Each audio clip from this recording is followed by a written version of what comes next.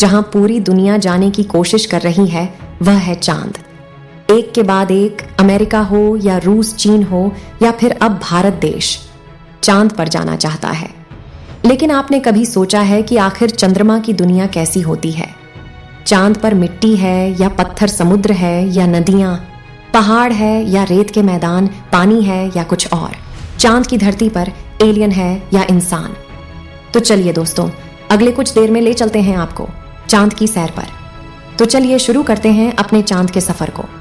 धरती से चांद की दूरी लगभग 3,84,400 किलोमीटर है। पृथ्वी से चांद तक पहुंचने में सबसे कम समय 4 दिन अमेरिका को लगा है। वहीं अगर हम चंद्रयान के रास्ते से चांद पर जाते हैं तो लगभग 40 दिन का समय लगेगा। अगर ये मानकर चलें कि हम अमेरिकी स्पेसक्राफ्ट में बैठकर चांद पर जा रहे हैं तो हमें वहां पहुंचने में 4 दिन का समय लगेगा। 4 दिन बाद हम चांद की जमीन पर होंगे। चांद की जमीन पर उतरने के बाद जो हमें सबसे पहले दिखेगा वह है चांद की जमीन। आपको चांद की जमीन उबड़ खाबद्दा नजर आएगी। चांद की जमीन पर हर तरफ आपको बड़े बड़े गड्ढे दिखाई देंगे। जब आप चांद की जमीन पर खड़े होकर ऊपर की ओर देखेंगे तो आपको हमारा खूबसूरत ग्रह पृथ्वी नजर आएगा, जिसमें आपको पृथ्वी साफ साफ अपने अक्ष पर घूर्णन करती हुई नजर आएगी, लेकिन आसमान में हमेशा उसकी स्थिरता बनाए रखेंगी। मतलब कि चांद पर खड़े होकर पृथ्वी को कई वर्षों से अगर हम निहारते रहे तो वह अपनी जगह से टस से मस नहीं होगी। चांद का गुरुत्वाकर्षण पृथ्वी के मुकाबले 6 गुना कम है, यानी चांद की जमीन पर जाने के बाद हमारा वजन 6 गुना कम हो जाएगा। यदि पृथ्वी पर आपका वजन 60 किलो है तो चांद की सरफेस पर आपका वजन केवल 10 किलो ही रह जाएगा। यानी चांद की जमीन पर उतरने के बाद आप अपने आप को काफी हल्का महसूस कर रहे होंगे। आप इधर उधर आसानी से उछल पाएंगे। इसी कारण नील आर्मस्ट्रांग जब चांद पर चल रहे थे तब उछल उछल कर चल रहे थे, क्योंकि दोस्तों चांद पर पृथ्वी की तरह चल पाना संभव नहीं है। चांद की सतह पर नील आर्मस्ट्रांग और उनके साथियों के कदमों के निशान आज भी मौजूद है, क्योंकि वहां पर हवा ना होने की वजह से वह निशान मिटा नहीं है।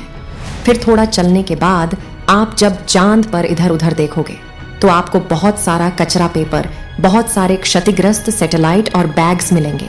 ये सारा कचरा हम इंसान ने ही फैलाया है। यह कचरा इतना ज्यादा है कि 5 ट्रक भर सकते हैं। चांद पर कचरा और यह पेपर अंतरिक्ष यात्रियों ने फेंके थे, जिसमें उनका मूत्र और उल्टियां है। जब आप चांद की जमीन पर खड़े हैं तो आपको सबसे ज्यादा खतरा आसमानी मौत का है। चांद का गुरुत्वाकर्षण कम होने की वजह से इसके पास कोई भी वायुमंडल मौजूद नहीं। वायुमंडल की ना मौजूदगी के कारण वहां पर रहने वालों के लिए उल्का पिंड से मरने का खतरा लगातार बना रहता है। यानी आप चांद पर खड़े हैं और पता नहीं कब एक बड़ा पत्थर आसमान से गिरकर आएगा और आपकी मौत वहीं पर हो जाएगी। यही वजह है पृथ्वी से देखने पर जो चांद पर काले धब्बे दिखाई देते हैं, असल में वे धब्बे नहीं, गड्ढे हैं, जहां पर सूर्य की रोशनी नहीं पहुंच पाने की वजह से वह धब्बे नजर आते हैं। सूर्य के बाद आसमान में सबसे ज्यादा चमकने वाली अगर कोई चीज है तो वह है चंद्रमा। जब हम पृथ्वी से आसमान की तरफ देखते हैं तो हमें नीला दिखाई देता है, लेकिन जब चांद से आसमान की तरफ देखेंगे तो हमें नीला नहीं बल्कि काला दिखाई देगा। यानी आप जब भी ऊपर आसमान की तरफ देखेंगे तो आपको लगेगा कि आप काले आसमान की दुनिया में आ गए हैं। अब चांद पर खड़े होकर आप बहुत बोरिंग फील कर रहे हैं और हम मजाक नहीं कर रहे।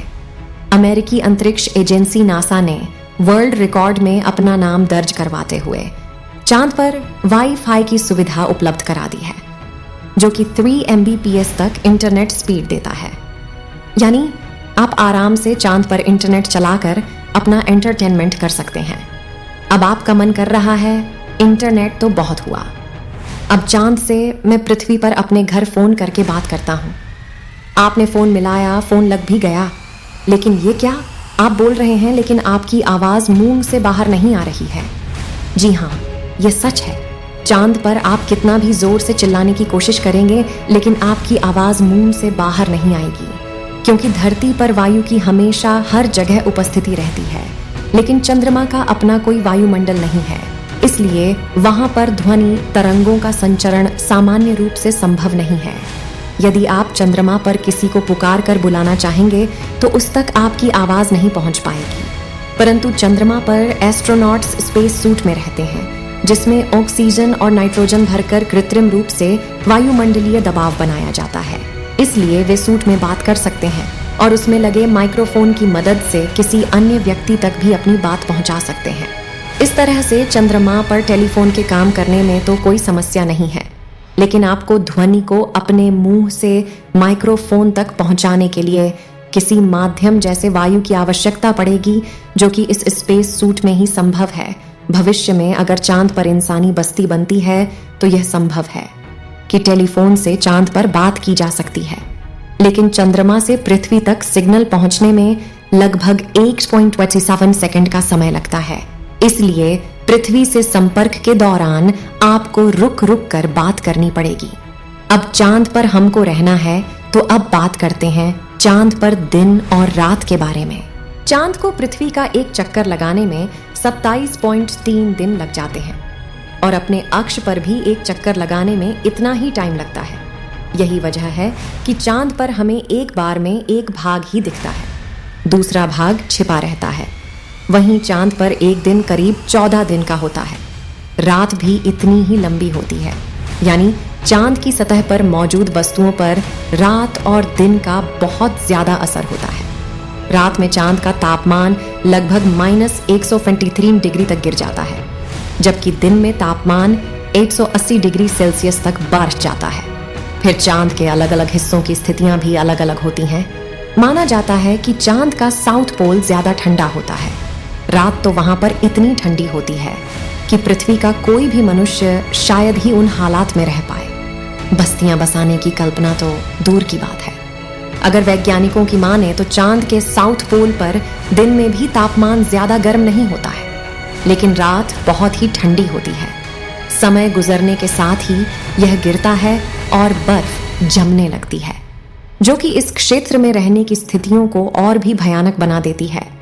इन्हीं भयानक स्थितियों के चलते चांद पर अब तक जितने भी मिशन गए हैं वह सब उत्तरी इलाकों में किए गए हैं।